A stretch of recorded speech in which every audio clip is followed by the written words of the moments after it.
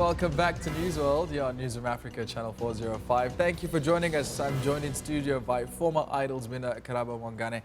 He's made a name for himself in the music industry ever since winning Idols back in 2015. I mean, it's been a long, interesting journey for you. And I think one of the other exciting opportunities that you've experienced in your career is that you worked on a Disney soundtrack, a spin-off of The Lion King.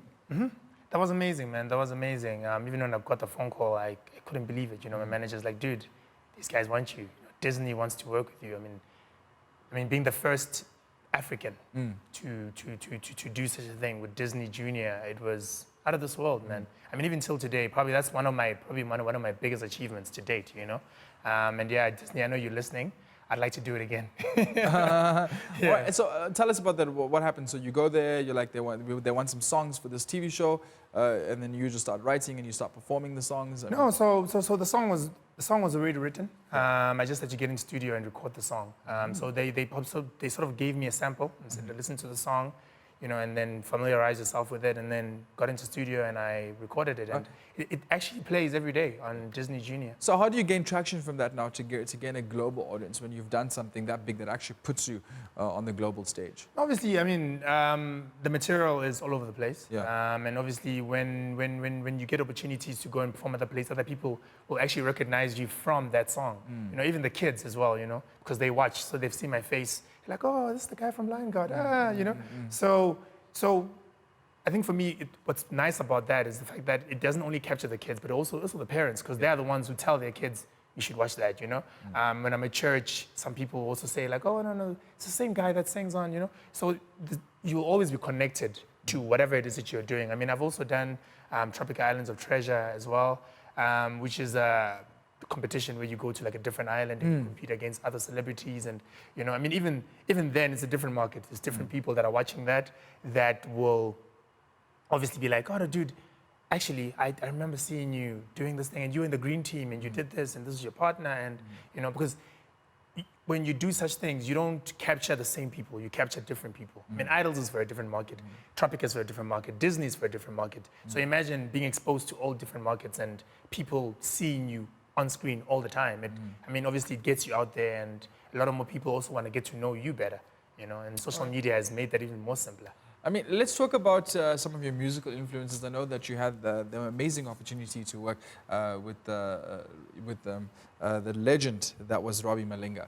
Yeah. How was that experience for you? Amazing, man, amazing. Robin Malinga, what I really enjoyed about when working with him is that he allowed me to be me. You know, as much as he came with his own different style of producing, he still said, dude, I want you just to get in there and do what you know best, and I'll put my magic on it, you know. And we worked well together, you know. May his soul rest in peace. And I really learned a lot from him. And he always said to me that, you know, if you work hard, the results will show off. Like, the results will show. As long as you're working hard and you believe in yourself and you believe in the gift that you've been given, there's no way that you're going to fail. Would you say that that's the most important thing about trying to make it as a musician in this industry, is believing in yourself and working hard? I mean, that's the core to this recipe. I think it's part of, because also another thing that I'm learning as well is that never burn bridges. If you build relationships, you know, make sure that you maintain those relationships, and make sure that also if you are to leave a certain company that you're working with, or if you are to depart from whatever, make sure that when you depart peacefully, you know, because you never know when you're going to need those people again. I mean, the industry is very small, you know. I could make you angry, and by making you angry, I'm making other people angry. You don't even know, you know. So I think for me, just make sure that you maintain relationships. You know, not everybody's going to be a friend, true, but let's be civil with one another, you know. And I think for me, if you can maintain that kind of relationship with everybody else, I think then you'll be fine in the industry. Yeah. Right. And let's maybe talk, we're joined in studio, by the way, Karabo Mogane, who was the season 11 Idols winner back in 2015. Also, probably one of the winners that stand out the most. He broke records, I mean, millions of votes. I mean, what was that number? 84 million. 84 million votes. I mean, that's the most amount of votes that an Idols winner has received in the country. And, you know, we're talking about his upcoming single, Makoti, which you're going to perform for us a little bit later. Walk us through that process. To be honest with you, so this is a song that I wrote for weddings. Since we are in the wedding season, a lot of people are getting married, and I thought it'd be fitting to create a song, or to at least bring back a song that people know, but do it differently. Okay. But I think for me, my approach with this song was that, we're always told what the woman is supposed to do for the man, of the family. And times have changed. Yeah, times have changed, But now what I did with the song is I wanted to ask the question, what is the man going to do for the woman? Are we going to love her? Are we going to respect her? Are we going to treat her like the queen that she is? Are we going to take her out and spoil her, and make her feel welcome in our family? So for me, the direction that I took now is, what am I as a man going to do for this woman that I am choosing to marry? Remember, as a man, I go out to look for the woman, and I'm the one that picks the woman. So now that I've picked her, what are my promises to her? And I guess that's how the song sort of goes about now, yeah. All right. Okay, so I mean, obviously, I think as an artist, that's what you also want. You want one of the songs that people are going to attach a certain thing to. You want to have a song. True. This is a wedding song. Oh, I need Karabo's song. I mean, that would be probably epic for you in your career if you. Of course. I mean, look, there are a lot of weddings that are happening, and guys, I'm available. You can book me anytime. I'll definitely come to you. Or even just people using your song as a wedding song. I mean, definitely. Itself is one of these. Talking about songs, I mean, remind our viewers, what was the song that you auditioned, you used for your audition? I actually did a Do you song remember? by Maroon 5. Yeah, Maroon 5, Sex and Candy. Okay. Yeah. All right. And then let's talk about some of your musical influences. I know you come from quite a big family. Oh, yeah. I mean, and they must have influenced you somehow in your music. Of course, man, of course. So I come from a very big family, 7 siblings, both my parents still alive. So we did a gospel album in 2011. So I was still young then, but I mean, it was amazing. People received us very well. It got some TV play as well. And I think for me, my biggest influence, probably my brother, Tapelo.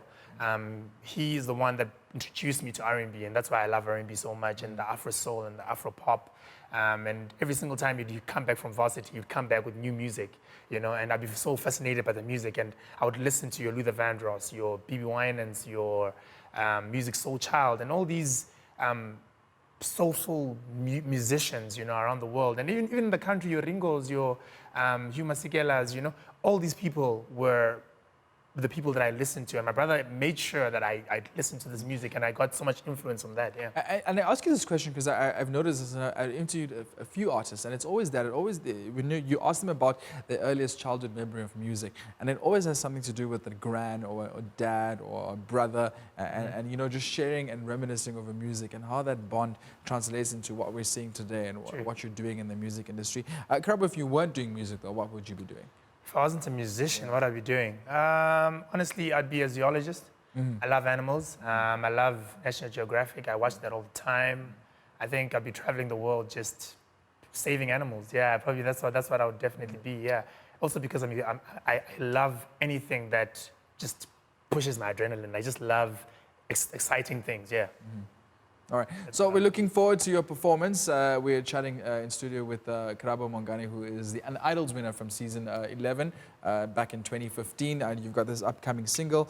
And who are some of your biggest influences? And you mentioned your brother. You got to work with the legendary producer Robbie Malinga. Who is your influence now? Where do you want to see your music going or collaborations? To be honest with you, music for me is so broad now. Like, I mean, there's Amapiano now. There's some artists that I love listening to there. You've got your R&B, your Afro pop. One artist that I really enjoy listening to is Afro Traction.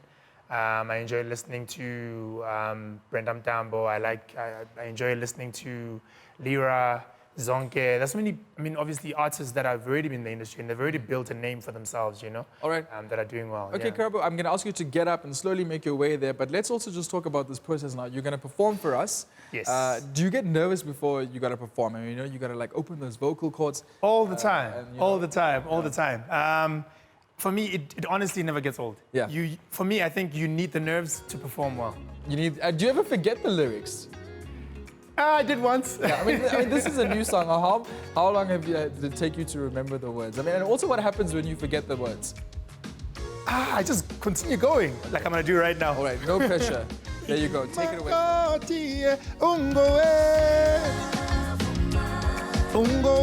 tungempelabo, sosiwa shela sipegele, oh siwelele.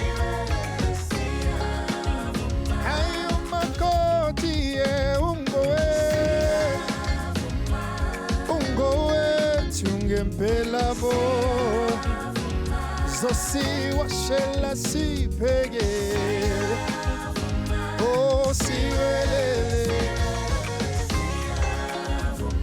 siyakuthembisa sizophatha kahle kuzoba mnandi lapha ekhaya uzothandwa uzohlonishwa yingakho sikhethile wena makoti ungowethu thina si ungowethu ngempela bo sosiwashela siphekele oh siwelele hayo makoti ungowethu ngempela bo sosiwashela siphekele oh siwelele aw siwelele siwelele siwelele yebo oh yebo aw siwelele siwelele siwelele siwelele aw siwelele siwelele siwelele yebo oh yebo oh siwelele oh hayo makoti ungowethu ngempela bo sosiwashela siphekele oh siwelele hayo makoti ungowethu ngempela bo sosiwashela siphekele oh siwelele